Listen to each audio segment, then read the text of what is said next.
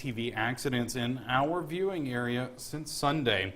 That Winston County crash and another in Calhoun. Our Jory Talley has more on the dangers of these off-road vehicles and some important safety tips to remember while you're riding them.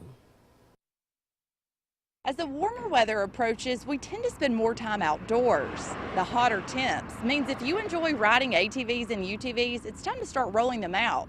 But before you start cranking them up, there's some important safety tips and laws to remember. It's springtime, rural areas, folks are on their four-wheelers, they're riding them everywhere this time of year. Four-wheelers, side-by-sides, you name it. Whatever wheels you turn, safety is key. Village Cycle Center Operations Manager Paula Ivy says ATVs are made for one rider and no passengers. It's a machine that you need to be able to move up and back on that long seat to be able to go up hills and down hills and around corners.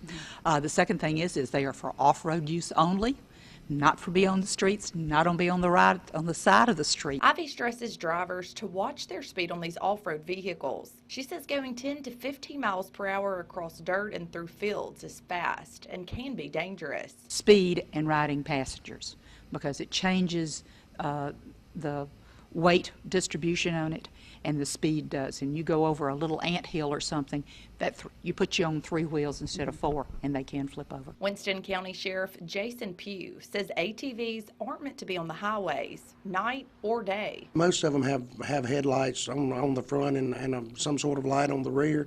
That's not designed for highway use. That's designed for riding it across a pasture, and riding it slowly.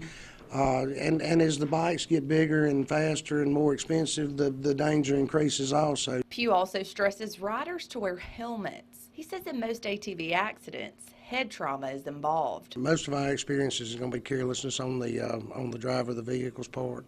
A lot of times your vehicles and your motor vehicles on the highway, your other vehicles don't see them, your cars don't see them.